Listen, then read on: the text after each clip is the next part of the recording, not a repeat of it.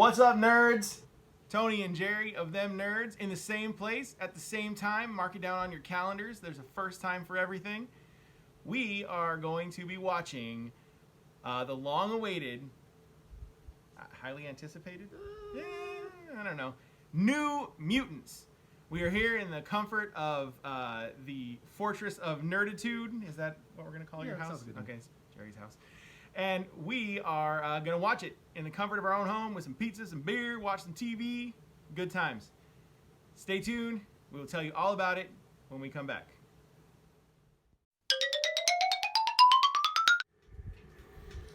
All right. Thanks for sticking around for the last 10 seconds, which for us was really 2 hours. Hour and like 40. Yeah. We just finished the New Mutants. I loved it. I thought it was a good movie. Yeah, I don't know what all the complaints were about, really. I think that overall it was pretty damn good, especially coming from an X-Men movie where we've seen a lot of bad stories. This was not the worst story I've ever seen. Yeah, no, I was just telling Jerry, as far as origin stories go for a team, I thought this was superior to anything that they had put out under the X banner. Yeah. First Class comes close, but honestly, this movie was great. Yeah, I think that it gave you a little bit of backstory on every single character, and then there was an overall theme of the movie that ultimately paid off in the end, which a lot of X-Men movies, that's not what happens. Right. It lended itself to a sequel if they would have stuck around and made a sequel, which they're probably not. The characters were good enough to continue on into the Disney-owned Marvel properties. By the way, from this point on, we'll probably mention things that are a little bit spoilery. So if you don't want to be spoiled, if you haven't seen this movie yet, then sorry. Yeah. Spoilers abound. Spoiler alert. Spoiler alert. We had a small cast of characters, which I think really was a big plus. We had Ilyana Rasputin, a.k.a. Magik. We had Dani Moonstar. We had Sam Guthrie, a.k.a. Cannonball. Rain, what's her last name? Wolfsbane. Wolfsbane, yeah. She's a doggone werewolf. And Sunspot. Sunspot was also in the film here. Some of the original New Mutants characters, some of these characters have been around now since the early 80s. And I think that they did a really, really good job with them. These characters that we've known about for most of our lives were pretty comic accurate. Yeah, I also think that originally when they were planning on doing the movie, they were going for a more horror filmed type feel, and it still played a little bit into it. It definitely was very made for TV horror. Like it wasn't something that you were going to be terribly scared by watching, but that you could see that were they allowed to keep the R rating that they had and actually refilm the reshoots that they planned on doing, that this film could have been a horror film that would have been still good and also been in the realm of Deadpool and the X-Men film. Yeah, I really like the vibe. It did have that kind of horror movie thriller sort of feel, which is wholly different from any other Marvel or Fox-owned Marvel or Disney-owned Marvel, any of the Marvel properties that we've seen on film. The only thing that comes close, I've been starting to watch a little bit of Hellstrom, and you get that sort of supernatural kind of scary vibe. But it was a totally different take on a superhero film, and even though they had that different sort of feel, instead of like a straight up action movie, it was kind of this horror vibe. You still got to see these superheroes, in this case mutants, kind of come together as a team, utilize their powers, which they're all sort of still coming to grips with in this film, and turn into a pretty cohesive team there at the end. I kind of geeked out at the last battle. Yeah.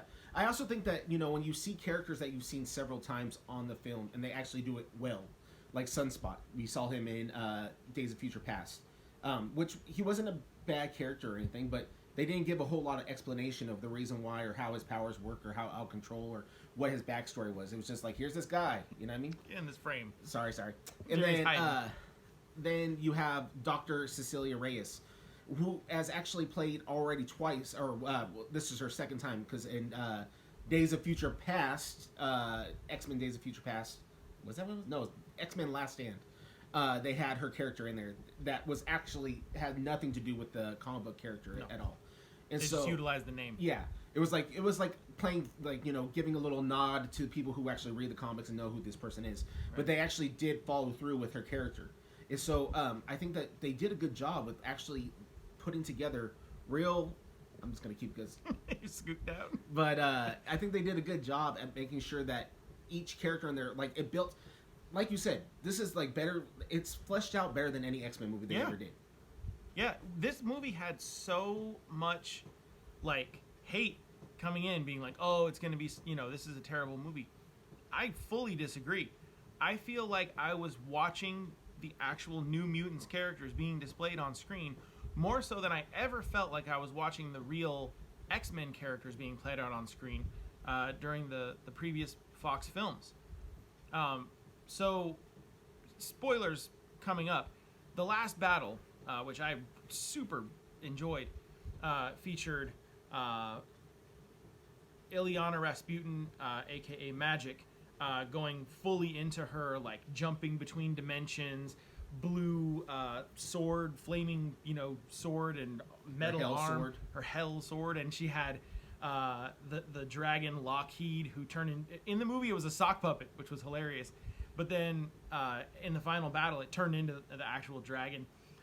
Between her doing her, like, bamfing back and forth from dimensions and using the sword, and Sunspot doing his full-on, like, you know, flame-on sort of Human Torch routine and throwing stuff at this the big bad was actually this gigantic bear that was coming from Moonstone's like moon. Her fear. It was her greatest fear that was manifesting. Right. So, because that's her power. That's her power, is to make people see what they fear. And then you had Cannonball shooting all over the place. You had Wolfsbane, who was Maisie Williams from Game of Thrones, fantastic, coming in and using her. We were just talking about her powers aren't all that great. Yeah, she has, like, crappy powers. She basically has the powers of a really long manicure. Yeah, she has the powers of the feral cat that we took in at my house. That's pretty much what she had. Every single character that was in this movie, the 5 heroes, if I were the MCU brain trust, if I was Disney, the powers that be, I would snatch all 5 of those characters up and I would use them in their reintroduction of mutants into the MCU. We were just talking about how cool it would be for this iteration of Ileana to show up in Deadpool 3. As you know, she is Colossus's little sister, which would be a perfect way to bring her in and introduce her.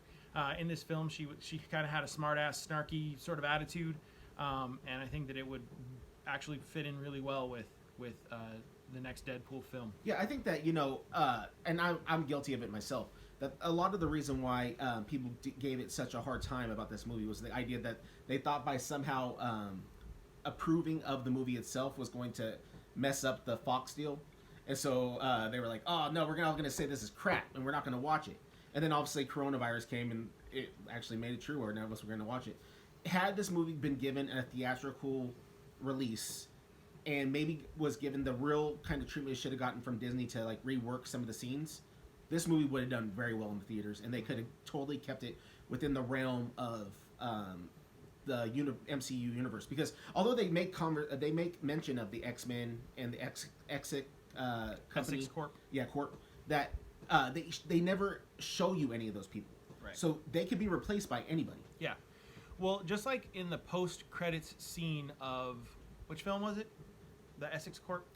Days of Future Past. Days of Future Past, you saw a glimpse of this Essex Corp logo. Essex Corp, of course, referring to Nathaniel Essex, a.k.a. Mr. Sinister, who's one of the biggest X-Men villains. And he's never been seen on screen in a live-action film. You get to see the Essex Corp being mentioned heavily in this film, and it would be a perfect way to keep these characters and to have their first big bad that we've never seen before. Because we've already seen Apocalypse, we've already seen Dark Phoenix a couple times, allegedly. Yeah, we saw a kind of version of Dark Phoenix. Yeah, we saw Maroon Trench Coat Phoenix, and then we saw... Gray Trench Coat. Gray. And, you know, we've already seen Magneto a bunch. and it feels like Magneto and Phoenix and Apocalypse are kind of played out at this point, and they need kind of a break from those characters. So Mr. Sinister would be the perfect sort of big bad to reintroduce the X-Men, and these characters here, with the Essex Corp being a part of their whole storyline, it would be a perfect way to bring all this stuff in. I think it also plays into this idea that I've been saying for several shows now, that the X-Men have to break up into smaller groups. You know, if you have a movie of a core 5, right, you're going to be able to tell enough of their story. If you try to put 25 people on the screen, you're never going to be able to tell the story you want to tell. Yeah. This movie literally gave you a solid, you know, little less than 2 hours worth of movie that you got an actual feel of every single character's backstory, and that you felt like, okay, like, I guess I would be upset if this person was to croak during the middle of this movie. Right. Which is something that has never been accomplished through one of the X-Men movies. Right. You know, this film revolved a lot around Dani Moonstar's whole, experience. But I feel like she was the weak link. Yeah. Acting-wise, story-wise. Watching this movie, I just wanted to see more of Sunspot and Cannonball and Magik and Wolfsbane. Maisie Williams is an effing treasure. Yeah. And they need to lock her down. I feel like she would be such a great get to keep in the MCU. As that character, great. But otherwise, you know, maybe if they could bring her in some other way, it would be fine too. Yeah. But I liked her as this character. I completely agree with you. I think Moonstar was the part that I thought to myself, it's not like it was horrible. But I was like, I don't really care. You know what I mean? Like, it's... The other characters definitely, like, embodied their characters a lot more. Which I guess kind of makes sense because Moonstar is supposed to not really know what her powers are or really understand a lot about it. Where these other characters have had a significant amount of time in the hospital to learn what their powers are all about and who they really are. Right. And not only did the other characters know what their powers were, they all had a conflicted relationship with their powers, which I think made them better, more interesting characters. Yeah. I don't know. I was really excited about this movie. Yeah. I thought it was great. I think that one of the most, informative lines in the movie was when Dr. Reyes says that every mutant out there, when they developed their powers, hurt somebody when they did it. Like, you know what I mean? Like, and that is what the mutant power is. That's why people are scared of these people. So, like, it really, for a movie that's we're all considering to be a throwaway movie that's probably not going to go very much further, it gave us more information in an hour and 45 minutes than, 30 hours of past franchises? Right.